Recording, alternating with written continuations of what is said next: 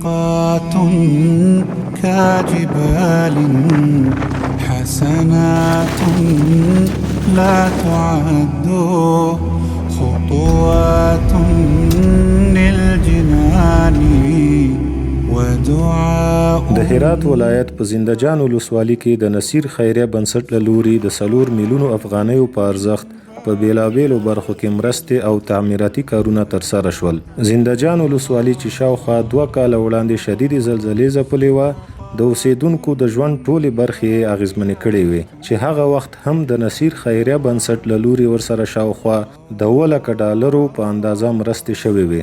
دا چې اوس هم د دغه ولسوالۍ اوسیدونکو په تعلیمي برخه کې مشکلات درلودل، د هرات ولایت د محترم والي صاحب په لارښوونه نصیر خیریه بنسټ په تعلیمي او دینی برخو کې مرستې وکړې. د مدرسه المبشرین للبنات په نامه یو د نجونو مدرسه په سربلند کلي کې تعمیر شوه.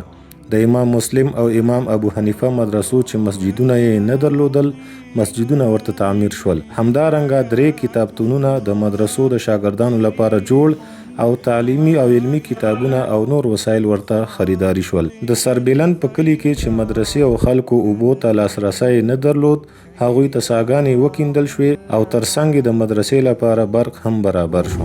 صدقات باقيات هذا أمر الله، صدقات باقيات هذا وعد الله.